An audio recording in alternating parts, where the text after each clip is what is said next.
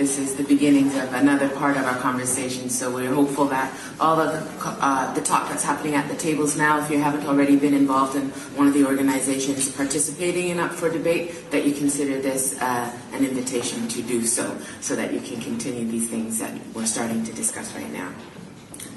Not that we're starting to discuss it, but the points that we've made at these tables now. I know all of us have given this due consideration, and especially I'd like to introduce to you Marjorie Griffin Cohen. She's a professor of economics at SFU and considered a foremost economist on women and the economy, and was the leader organizing this first leaders' debate on the issue 30 years ago, and it is such a pleasure to have you at the podium with us again right now. If you would please make a warm welcome for Marjorie Griffin Cohen.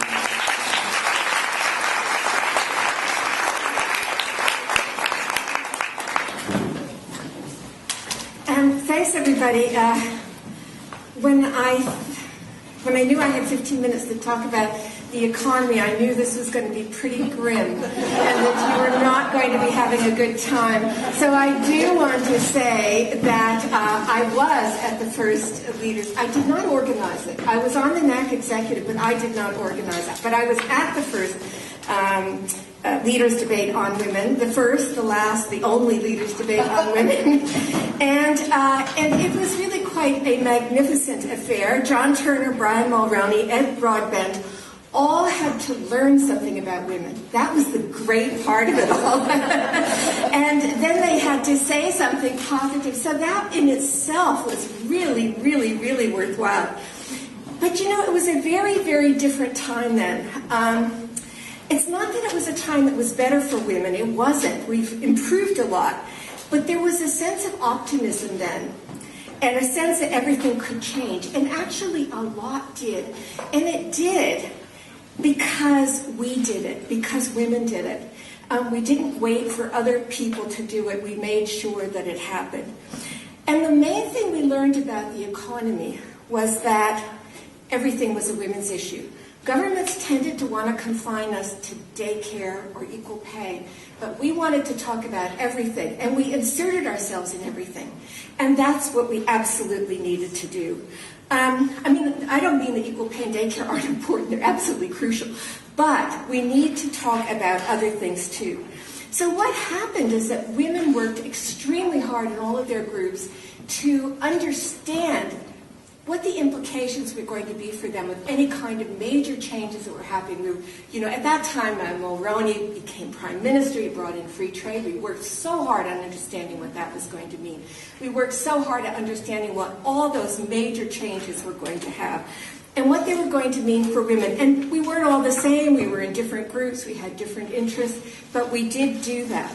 So what we did was to say that how the economy constrains us is absolutely crucial to understanding what we can do. So we looked on the big constraints for action. So we dealt with issues like free trade. We dealt with issues like budgets, tax systems, how government dispersed its money. And as we suspected, it was these kind of constraints that always allow governments to say, there isn't any alternative. You've got to do it our way. Otherwise, the whole economy will collapse. And we knew that wasn't true. That was, by the way, Margaret Thatcher's very, very famous comment, there is no alternative, and which governments latched onto. They really liked that. She also said something else very important. There's no such thing as society. They're just individuals and families. Governments like that one a lot, too, because then they aren't responsible for society. So what has happened is we have shaped a society in the interest of money, of corporations, of the financial elites, and they come first, and that's what government is doing first. And that's because we've let them, basically, and because we need to be organized in a way that this happens. So the good news is that we did make headway on issues, and I don't have time to really talk about this, but one thing that people don't realize is that this isn't the first time that women's groups have forced the leaders in a national campaign to talk about women's issues. In 1979, the National Action Committee on the Status of Women forced asked the leaders if they would have a debate. They wouldn't, mainly because Trudeau would not. But what they did, they said they would do it individually with women. So what they did is to have Joe Clark met separately on women's issues. It was televised. And Broadbent met separately. And then Trudeau met privately. He wouldn't meet publicly. And that is another story altogether. I mean, it was an outrageous meeting. But anyway. So to get back to the headway we made, what happened is that before there were government's budgets, federal government budgets, we used to meet with the finance minister and tell him what needed to be in it, and almost all budgets had something about women in it. They had something about full employment. They had something about what kind of spending was going to happen.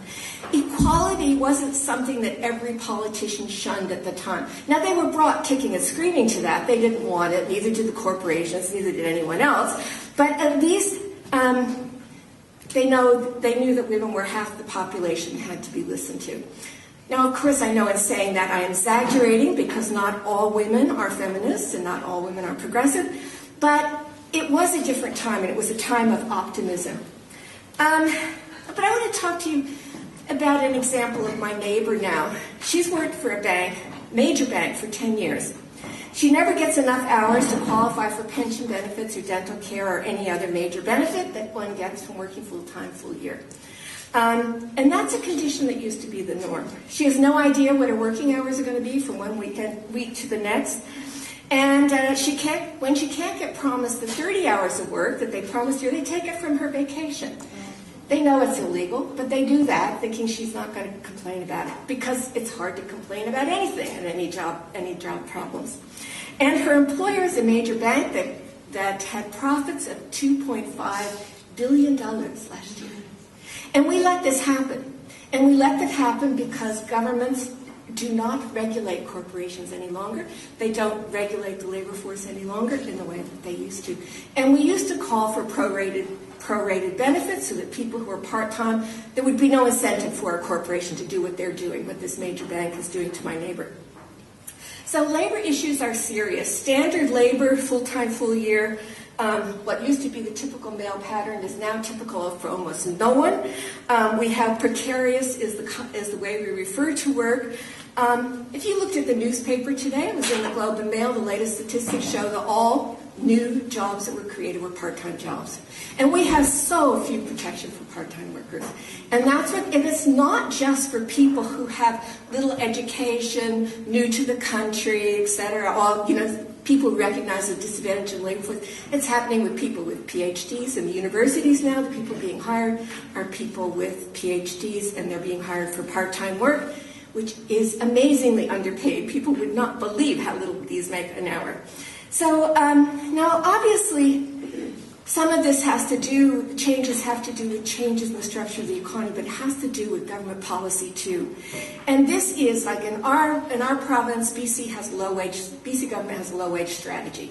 We've known that for the past 14 years.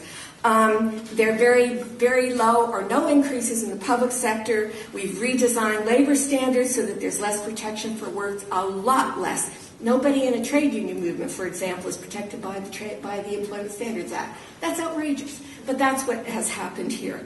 Make it harder to form trade unions, it's difficult. What's happened as a result is women's wages in BC are lower than the national average, and they have been since 2002. That's not a coincidence. It has been deliberate, okay? And women have been targeted. We also have a bigger wage gap between male and female wages than is the Canadian average. So this is very serious. There's a BC disadvantage for women, and this coincides with massive changes in labor policy in this province. So BC is very good at creating very bad jobs, and that we have to remember. But so is Canada. Now, the pessimism we have now is government-inspired with regard to meeting people's needs. And I would actually call it economic terrorism. We're told over and over and over again that we have to do something, otherwise the economy will collapse. It's an ideology of austerity, where austerity is now considered some wonderful, magical thing.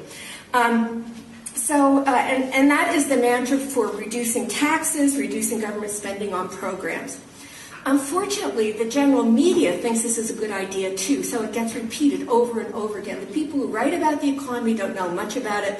They don't have much time to learn about it. They pick up government handouts, and that's what they report. And so that's what we hear. And that's a very powerful tool, the media is, for keeping governments in line with regard to reducing taxes and then reducing spending. So it becomes a downward spiral.